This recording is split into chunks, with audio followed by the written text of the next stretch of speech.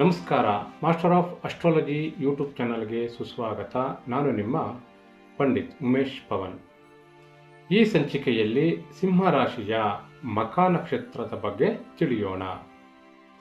ಯಾರೆಲ್ಲ ಈ ಮಖ ನಕ್ಷತ್ರದಲ್ಲಿ ಜನಿಸಿರ್ತೀರೋ ಅವರಿಗೆಲ್ಲ ಕೇತು ದಶಾದಿಂದ ಜೀವನ ಶುರುವಾಗಿರುತ್ತದೆ.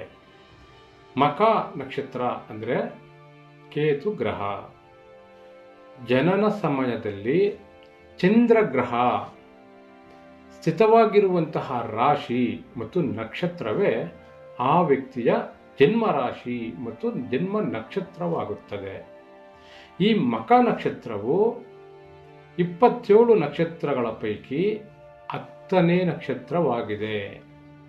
ಇದು ಸಿಂಹರಾಶಿಯಲ್ಲಿ 0 ಡಿಗ್ರಿಯಿಂದ ಶುರುವಾಗಿ 13 ಡಿಗ್ರಿ 20 ನಿಮಿಷದವರೆಗೆ ವ್ಯಾಪಿಸಿದೆ. ಈ ನಕ್ಷತ್ರದ ಅಧಿದೇವತೆ ಪಿತೃಗಳು ಅಂದರೆ ಪೂರ್ವಜರು.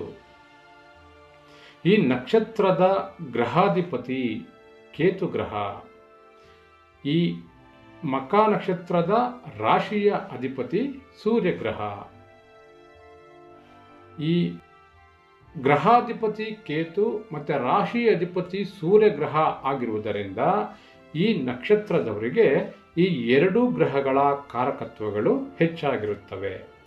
ಯಾರೆಲ್ಲ ಈ ಮಖ ನಕ್ಷತ್ರದಲ್ಲಿ ಜನಿಸಿರ್ತಾರೋ ಅವರಿಗೆಲ್ಲ ಜನ್ಮದಶ ಕೇತು ಗ್ರಹದಿಂದ ಶುರುವಾಗಿರುತ್ತದೆ. ಈ ನಕ್ಷತ್ರದಲ್ಲಿ ಹುಟ್ಟಿದವರು ಗಟ್ಟಿ ಹೃದಯದವರು, ಕಲ್ಲು ಮನಸ್ಸಿನವರು, ತಂದೆಗೆ ಗೌರವವನ್ನು ನೀಡುವಂಥವರು, ವಿದ್ಯಾವಂತರು, ಪ್ರತಿಭಾವಂತರು, ಜೀವನದಲ್ಲಿ ಹಲವು ವಿಚಾರಗಳಲ್ಲಿ ವಿಜಯಶಾಲಿಗಳಾಗಿರುತ್ತಾರೆ. ಇವರು ಹಿರಿಯರು ಮತ್ತು ಅವರ ಅನುಭವವನ್ನು ಗೌರವಿಸುತ್ತಾರೆ. ಇತರರಿಗೆ ಕೇಡು ಬಯಸುವವರಲ್ಲ. ಅದೇ ರೀತಿ ಇತರರು ಕೇಡು ಬಯಸಿದರೆ ಸಹಿಸಿಕೊಂಡು ಸುಮ್ಮನೆ ಇರುವ ಪೈಕಿಯೂ ಈ ನಕ್ಷತ್ರದವರಲ್ಲ. ಈ ನಕ್ಷತ್ರದವರು ಧಾರ್ಮಿಕ ಮನೋಭಾವದವರಾಗಿರ್ತಾರೆ. ಸಂಪತ್ತಿನ ಮೇಲೆ, ಅವರು ಗಳಿಸಿದಂತಹ ಸಂಪತ್ತಿನ ಮೇಲೆ ಹಿಡಿತವನ್ನು ಹೊಂದಿರ್ತಾರೆ. ಸಮಾಜ ಸೇವಾ ಕಾರ್ಯಗಳಲ್ಲಿ ಆಸಕ್ತರಾಗಿರ್ತಾರೆ. ಹೆಚ್ಚು ಧೈರ್ಯವಂತರು, ನೇರ ನುಡಿಯುವವರು, ಯಾರಿಗೂ ಬಗ್ಗದೆ ಇರುವಂಥವರು, ಯಾವುದಕ್ಕೂ ಸೋಲನ್ನು ಒಪ್ಪದೆ ಇರುವಂಥವರು, ಯಾವುದೇ ಕ್ಷೇತ್ರದಲ್ಲಿ ಉನ್ನತ ಸ್ಥಾನವನ್ನು ಅಲಂಕರಿಸುವವರು, ಹೆಚ್ಚು ದುರಂಕಾರ, ನಾನು ಅನ್ನುವಂಥದ್ದು ಇವರಿಗೆ ಹೆಚ್ಚಾಗಿರುತ್ತದೆ. ಯಾವುದೇ ವಸ್ತುವನ್ನು ಕಳೆದುಕೊಂಡಿದ್ದರೂ ಮರಳಿ ಪಡೆಯಲು ಹೆಚ್ಚಿನ ಹಂಬಲವಿರುತ್ತದೆ. ಯಾವುದೇ ವಿಚಾರದಲ್ಲಿ ಡೋಂಟ್ ಕೇರ್ ಎನ್ನುವಂತಹ ಗುಣ ಇವರಲ್ಲಿ ಹೆಚ್ಚಾಗಿರುತ್ತದೆ. ಸಿಂಹರಾಶಿ ಅಂದರೆ ಸೂರ್ಯನ ಮತ್ತು ಕೇತುವಿನ ಅಂಶದಲ್ಲಿ ಈ ನಕ್ಷತ್ರದವರೆಗೆ ಗುಣಲಕ್ಷಣಗಳು ಹೆಚ್ಚಾಗಿರುತ್ತವೆ. ಕೊಟ್ಟಂತಹ ಮಾತನ್ನು ತಪ್ಪದವರು, ರಾಜಕೀಯ ಅಥವಾ ಗಣ್ಯ ವ್ಯಕ್ತಿಗಳ ಜೊತೆ ಸಂಪರ್ಕವನ್ನು ಹೊಂದಿರುವಂಥವರು, ಸಂಗೀತ, ನಟನೆ ಮತ್ತು ರಂಗಭೂಮಿಯಲ್ಲಿ ವಿಶೇಷವಾದ ಆಸಕ್ತಿಯನ್ನು ಹೊಂದಿರ್ತಾರೆ. ಇವರಿಗೆ ಮಂತ್ರ ತಂತ್ರದಲ್ಲಿ, ಗುಪ್ತ ಶಾಸ್ತ್ರಗಳಲ್ಲಿ, ಅತೀಂದ್ರಿಯ ವಿಜ್ಞಾನದಲ್ಲಿ ವಿಶೇಷವಾದ ಆಸಕ್ತಿಯನ್ನು ಹೊಂದಿರ್ತಾರೆ. ವಿನಯತೆ ಮತ್ತು ಗಂಭೀರತೆ ಜನ್ಮದಿಂದಲೇ ಇವರಿಗೆ ಬಂದಿರುತ್ತದೆ. ಇವರು ಹೆಚ್ಚು ಬಲಶಾಲಿಗಳಾಗಿರ್ತಾರೆ.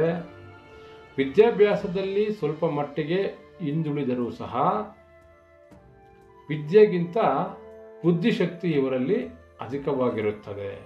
ಇವರು ಚಿಕ್ಕ ಪುಟ್ಟ ವಿಚಾರಗಳಿಗೂ ಕೋಪಗೊಳ್ಳುತ್ತಾರೆ. ಹೆಚ್ಚು ಮಹತ್ವಾಕಾಂಕ್ಷೆ ಮತ್ತು ಬಲವಾದ ನಾಯಕತ್ವದ ಗುಣಗಳನ್ನು ಹೊಂದಿರ್ತಾರೆ. ಉದಾರತೆ ಮತ್ತು ಉದಾತ್ತತೆಯ ಗುಣಗಳು ಇವರಲ್ಲಿ ಹೆಚ್ಚಾಗಿರುತ್ತವೆ. ಇವರ ಋಣಾತ್ಮಕ ಸನ್ನಿವೇಶದಲ್ಲಿ ಯಾರೂ ಇವರ ಸಹಾಯಕ್ಕೆ ಬರುವುದಿಲ್ಲ. ಈ ನಕ್ಷತ್ರದವರಿಗೆ ಚಂದ್ರಗ್ರಹದಿಂದ ಸಮಸ್ಯೆಗಳನ್ನು ಸೂಚಿಸುತ್ತದೆ.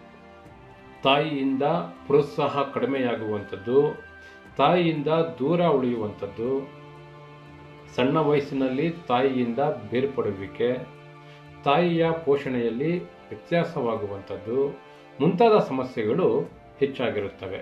ಇದಕ್ಕೆ ಪರಿಹಾರವಾಗಿ ಸಿಂಹಾಸನದ ಚಿತ್ರವನ್ನು ಇಟ್ಟುಕೊಳ್ಳುವಂಥದ್ದು, ತಾಯಿಯೊಂದಿಗೆ ಉತ್ತಮ ಬಾಂಧವ್ಯವನ್ನು ಹೊಂದುವುದು, ಬೆಳ್ಳಿಯ ಲೋಹವನ್ನು ಉಪಯೋಗಿಸುವುದರಿಂದ ಈ ಒಂದು ಸಮಸ್ಯೆಗಳಿಂದ ಹೊರಬರಬಹುದಾಗಿದೆ.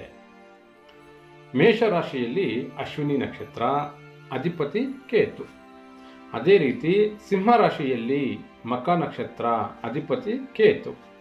ಅದೇ ರೀತಿ ಧನಸ್ಸು ರಾಶಿಯಲ್ಲಿ ಮೂಲ ನಕ್ಷತ್ರ, ಅಧಿಪತಿ ಕೇತು.